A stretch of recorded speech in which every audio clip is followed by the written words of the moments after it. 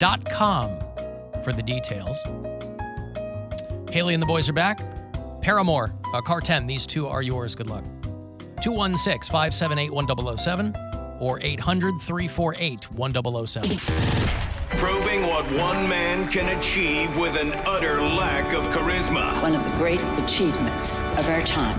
Alan Cox. On 100.7 W. I hope that you can get your head around that. Right. That's kind of their thing. That's what turns bands into legacy bands. That's why Paramore's going to be around for, why they're doing Romo Fijo now versus when were popular 15 A new years generation ago, of listeners. because they have a new generation and dads and daughters are going to see it together. Right. Moms and daughters or whatever it is. Like it becomes like a band that the family can go and see and enjoy.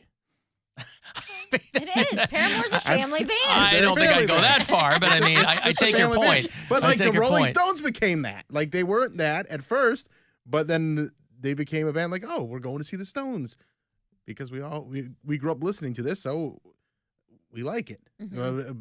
Bruce Springsteen's that. Paramore is another band Josh Freese was behind the drums for a while. He's a real drum slut, isn't he? He sure is. But also, I wonder at what point as a band you go, oh, we're not going away anytime soon. Like the Rolling Stones, nobody in any band thinks they're going to be around for 50 years. But those older bands have done it, Even though Pete, the Who was singing, I Hope I Die Before I Get Old, they went out on a 50th anniversary tour because they're like, and sang that song. Right. Yes.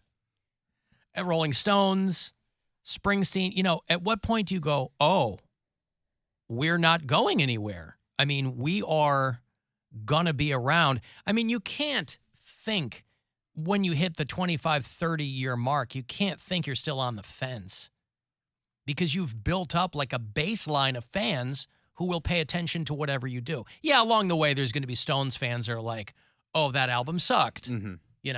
Harlem Shuffle blows, but they come back. Aerosmith, they're going on a farewell thing. They're 50 years in. They're just calling it quits. Well, I think it's interesting to see the bands that are around 20 to 25 years in.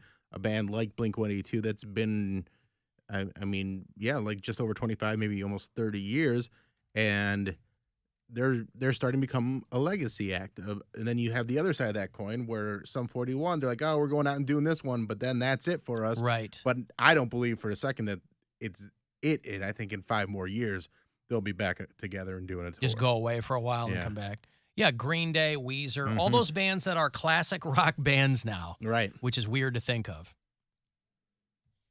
And some of them, you can make a case for... There's always that tug of war between what you want to do artistically and what the audience expects. Or what they like or what latches on. Right. Yeah. I think about Smashing Pumpkins. I mean, we could barely give away and I love Smashing Pumpkins. But Billy Corgan has been hell-bent on doing so many different things for so long to scratch whatever itch he's got that the fans are like, man, I just want to hear Cherub Rock. Yeah. Good. I want to hear Today is the greatest day ever. But Weezer and Green Day are kind of doing the same, Yeah. they're in their lane. You stay in your lane, but like you can step out of it a little bit. Like Green Day's last album was a huge departure from anything they did before, but they kind of earn that equity with the fans to go. But then you go back to what you were doing before. And then their next one is going to be da da da da da da da da da da. Like it's right. Guys, hang out with us while we do this orchestral arrangement, and then we'll come back around and do more da da da da. What were you saying, Mary? Oh, nothing. Oh, great. Okay. That's all it takes. Hey, Guardians are playing tonight. Somebody said to me earlier, Guardians are going to sweep the White Sox. I'm like, they didn't do it in Chicago. So we'll see what happens tonight, smart guy. White Sox are in town. 6:10 is the first pitch tonight. First of 3. Guardians will stick around to play St. Louis. Or is it the Arizona Cardinals? No, that's football. St. Louis Cardinals. And then they'll go off to play Cal Ripken, the Baltimore Orioles, towards the end of the month. But White Sox in town tonight, 6:10. For people asking what the promo code is over at CLE Clothing, it's POOF. You got about 10 more days on that. End of the month, poof, we'll be done. But until then, you can use it for 20% off whatever you want. I saw people, I love this because I got this a lot, early on. People getting all mad at Donovan Mitchell because he was rooting for the Mets because he's from New York. Yeah. And so all these Cleveland, he plays for the Cavaliers now, obviously. And it was like, hey, bro, you root for the Guardians. And I don't even know if he responded to anybody, but it's like, what? Come on, man. Like if he's from New York. Right. And I've gotten this every time I've moved to a new market. Well, you live here now. So what? You moved to Dallas, you're going to become a Cowboys fan overnight? You're not. Right. These are the people that say, I will never root for another team, asking you to root for another team. You're going to be in, media and sports, right? These are both very transient careers. You're going to be in a lot of cities. You're not going to change allegiances every time. I've had friends that have done that. As they've gone city to city, they immediately cover themselves in the hometown gear. And it's like, man, that's your choice. That's cool. You only have one hometown, though. You move Cleveland fans, by the way, won't shut up about it when they live in another city. You think you're a Cleveland fan, lives in Seattle, all of a sudden they're following the Mariners? But they love doing that, boy, to sports people. You're here now.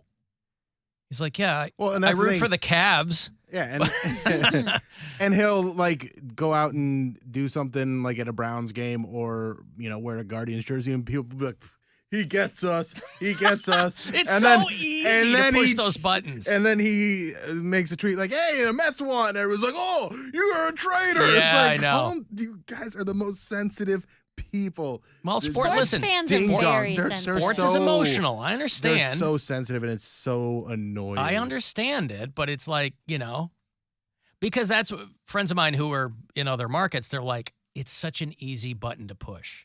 Why wouldn't you do it? Why wouldn't you cover yourself in the local team? I got a buddy in San Diego, head to toe Padres. He's a Cubs fan. I go, oh, well, that's your choice. He's like, it's such an easy button to push. Somebody tweeted, Donovan Mitchell has grown to be extremely annoying, and I wouldn't be upset if they traded him. It's clear he wants New York. I hope they trade him from the team I like, mind you. I hope they trade arguably the best player on a team I like and send him back home. Didn't the Knicks try to get Donovan Mitchell? Yeah. Yeah. So, yeah. They took it very seriously here in Cleveland. They don't like people who leave unless they come back. No, but they don't like you to stay either, though. If you never leave Cleveland, people are like, whoa, you're just a local. Really? Oh yeah. Oh, yeah. Most people around here don't leave. But because I'm in entertainment, I'm supposed to leave. Oh, entertain. Oh, Yes. I see what you mean. So or if you're whatever, but so if right, but then if you leave, then you're like a traitor or something. Listen, there's no winning. No, I know. That's why it's funny. That's why you just tell them that you hate them and keep going, Bill. I hate all of you. I'm going to do whatever. It's working for Mary. She comes right out and says it. Yeah. See, I love my audience. I would never tell them that. Mary is very brave. Mary has the heart of a lion. So much. She will go on the air and say, I hate you. I hate you, and I need you to come to Foundry Social. She's talking to 85-year-old Emily. Uh-huh. She's talking to Gaylord. She's Marys. Talking to 34-year-old guy that called before. Mm-hmm. She's talking to 72-year-old Dee Dee from Maslin, who seemingly everywhere she goes, she gets shown a penis at random. How do you tell your kids about that? Alan, I'm with you. Blink-182 stinks. I don't think they stink. I like Blink-182. I just wasn't going to hang out to watch them. But you also didn't go to the concert at all. I didn't go. So it doesn't even really matter. But that's why are people getting upset? That's my whole point. That's my point. I don't know why somebody would get upset. No, listen, seem like nice guys. No one wants to admit that there are objectively better bands. Nothing is objective. Yeah, not with art, man. I mean, you can't. I would never say that either. I have to explain this to my 28-hour workday brother because he says that things are objectively true and false. And I was like, unfortunately, you are not right. And he's like, what about math? I'm like, okay, yeah, math, sure. But when you talk about politics or opinions, like there's no objectively true opinion. And he can't, he's in couples therapy because of it, because he can't filter out what is, to him, an objectively true statement. Why is he so mad? He's not mad, he's stubborn. Sounds like a mad. Yeah, Yeah, but but being that's stubborn not mad. makes you mad. But being stubborn comes from a place of Not happiness. yeah. There's a discontent Lack of compromise. there. Yeah, I just finished the book. Oh, Yeah, this guy, I know. now who's the hipster? He's never listen, read. Hold on, he listened to it. Bill's never read a book a day. I actually read a book. Oh, you yeah, did? I read a book. It took Spider-Man. me only 6 months. Mister, Those are called graphic novels. I finished a book. Yeah, I finished a book. Only took me. I started in January. Finished it Saturday. Hey, just under 6 months. Yep. So Bill, I only read pretty half a fast. book, so I only read the opening chapters. I read the foreword, and then I throw it away. But I finished the Secret Art of Not Giving an F. Mm-hmm. Fantastic book. Like, I would recommend that to your brother. Yeah. But you can't recommend it to him. You have He'll to be never like, read it. you can be like, I hated this book, and then he might read it. I have to make him think it was his idea to read the Yes, book. exactly. You have to inception him Yeah. to get him to read it. But it was fantastic, and it gets into a lot of that stubbornness, or like, you know, people that are there. He, like you said, he can't just like let things go, and that's a lot of that book. Yeah. This is a book you would like. Here is a book for Christmas. The Subtle Art of Not Giving a Fudge Fudge. by Mark Manson. Yeah. I like his music. Yeah. The beautiful people, the beautiful. Oh, is that no. the guy? That's part of it, yeah. That's part of the book, too. Over 10 million copies sold. One of them to Bill Squire. Yep. All right. Just finished it, enjoyed it. I think next I'm gonna. My girlfriend recommended, since I like that book, that I should read Freakonomics, so I'm gonna read that next. I finished it. So next Hey, I'm going to fill. December. So by in the December, last show. By the last show. by the last show, I'll let you know what I think of that one. Freakonomics. Fill Cody. your head with junk science. Cody, how's your... Is that junk science? Malcolm Gladwell? I don't know. It's stuff that is makes, that who wrote it? Yeah, it's stuff that makes people Oh. feel good. And then they go, okay. oh, it's really got Well, no. that's maybe I'll. Well, no, listen. I mean, he's a popular dude. Cody, how's your Jared Kushner Sorry, book not coming? Malcolm Gladwell. I'm thinking of Blink. Freakonomics was those other dudes. That's a good one. I was thinking of Blink. What, Mary? I asked Poundcake? Cody how his Jared Kushner book was coming. It's great. It's in really good condition. I keep the cover really pristine. It never gets opened, so it's like the day you gave it to him last Christmas. I blow on it frequently. Yep. Yeah. Have you seriously not read any more of it? I just haven't gotten around to it. He can't unstick the pages. Yeah. I'll just put it.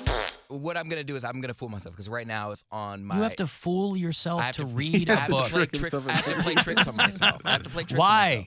Because I know how I am and I have to play tricks on myself. So right now, You know that makes you a liar in Mary's eyes. Yes? She would rather you not read the book than be a personal magician to yourself and trick yourself into reading that book.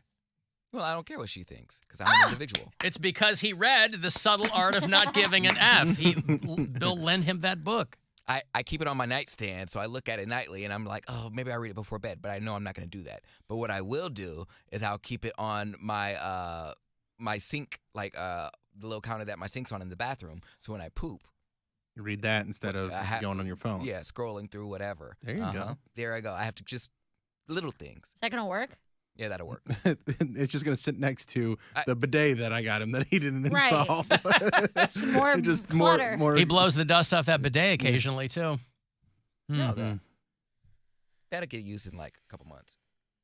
Do you have a plan for where are you gonna move out? Moving in with your boyfriend? What's going on? I'm not moving. Everyone keeps asking if I'm moving in with my boyfriend. It's a natural question to ask. But I Date feel a lot like of 2 months. I cohabitation. feel like it's really early. Yeah, they're not lesbians. cohabitation is a very, very popular thing. It's taken the world by storm. It is, but I feel like that is like It is premature. That's very early. But Some people move in right when you know, you Mm-hmm. know. I was like, I know some gays that have done that, like not lesbians, gays that have done that. And I'm like, okay, so worst case scenario, this is a roommate situation. You guys, like each other's personality. It may not be romantic. They're like, oh no, we're moving in as boyfriends. Like we got a one Double the bedroom. cats. Like we're moving into a one bedroom. We got one bed. I'm like, wow, you guys have you're taking a leap of faith there. But for me, I just feel like no matter how trash this year might be, if I'm living on my own, it's mine. I just want to prove to myself that I can do it. And, if our relationship lasts that long, then yes, sure, in a year, I would love to move in. But I don't feel like I'm doing myself a favor by... Don't go too soon. I think you should be reckless. Don't. Buy a Dive right house in. with him in Dive right in. Nantucket. He's got good credit. But plus, I feel like it would be better because I'm like, oh, your place or mine. If he has a house, I'm like, ooh, I'm just going to go over my boyfriend's house. Like, and if I don't like my living conditions, he probably can afford a lot, I know he can afford a lot better, a better situation than I can. What does he do without blowing up his spot? Always a nice dynamic to treat your significant other as a fallback position. No, I'm not saying like his place is a fallback position. Like His income is. Does he have a house? He's in between houses right now because he moved back from upstate. Sleeping in an alley? Oh, so I see. he's staying with his mom currently. But You guys should move in with her. That'd be a great show. There you go. no. Mama want the meatloaf! But yeah, like if his thermostat's probably Two gonna be a gays lot. and a fae. Two His gays and a fae. thermostat what? I said his thermostat is probably gonna be warmer than mine. Like if my house is colder, he'll have dishes. He'll have Dude, home here's cooked what I'll meals. say. Brian and I waited 2 years to move in together, and for the first 4 to 6 months that we lived together, I thought we were going to break up every single day. I was gonna say it's adjustment. It's a crazy culture shock. Not easy. But on the other flip side of that coin, I feel like the longer you live alone, the harder it is to live with somebody. Like I lived alone for 5 years. Nobody wants to admit that there's Living alone is nothing great. better than living alone. Well, and but you make that thing work. Yes. Whatever that alchemy is, I mean, whether you're married or cohabiting, you make it work. It was not an easy transition at all because Brian has OCD. I had lived alone for 5 years. He lived alone for 3 years.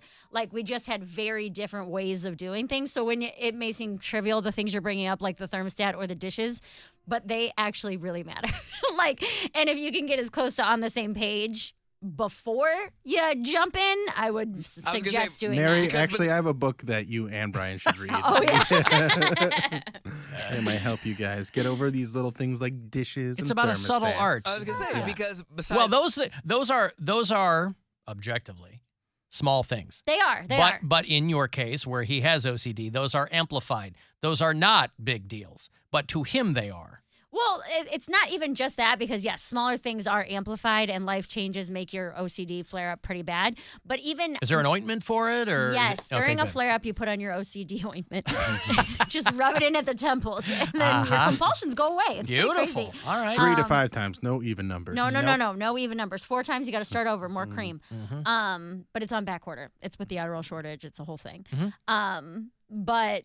Now I don't know what we were actually saying. It wasn't just small things that he did, but like me being so set in my ways because I didn't have to worry about what anybody else did for 5 years. You know what I mean? So just having my daily routine and realizing that doesn't mesh up so much with his daily routine. You know? Well, people are already calling Poundcake and McBoyfriend the Rod couple. So, if you really want that to stick, might be something to consider. it's just so weird because I don't want right now I guess it's considered the honeymoon phase because when he comes over to my place, besides him bringing pots and pans, he like caters to me. Like he'll be like, Literally, it sounds like. Right. Do you want some wine? Let me get you some wine. I'm like, it's my place. Like, stop. He cooked a meal and then he was like, well, I'm just gonna do these dishes real quick. I'm like, you cooked. Let me do the dishes. He's like, no, because they're gonna sit here till Tuesday. I'm like, damn it, he got me again. He knows ya. So I'm like, stop. I don't want that to like start to annoy him. So I have to change my ways and I have to like see what my apartment would look like on my own. Like what furniture. You should I'm have gonna hopped right up and done the dishes. He could have dried while you washed. get. No, my sink's really small. He doesn't dry them in the sink. What does that have to do with doing the dishes? I just My don't wanna sink's get in really his small. way. It's a toilet. I don't want to get in his way. You don't get his way he while would he's be drying. No, he would be off to the side drying with a towel. Right. You would be wet hands in the soapy suds. Okay, so these are all Scrub things it. that we're learning. Okay, great. You don't know how to do dishes? I know how to do dishes on my own. I don't do them with a partner. Like I didn't know. He probably doesn't dry them. He probably leaves I them have in a a drying rack. Yeah, I have to put them in a drying rack. But you understand what dish towels are. Yes. Yeah.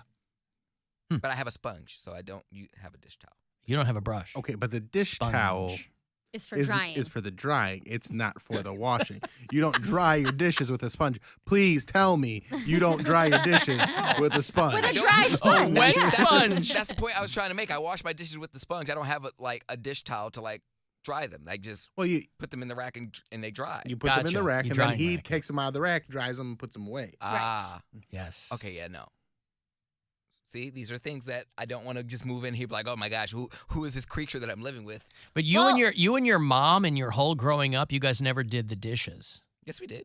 Or maybe Not they like just that. didn't- maybe This they sounds just didn't completely dry foreign to 'em. you. We would just put them in the rack. I don't think I would dry them with a towel afterwards. I I see. don't think I did that ever. See, I don't like them out, so they have to be back up. So you dry them. I grew up with a dishwasher that my parents wouldn't let us use. So we did them all by hand.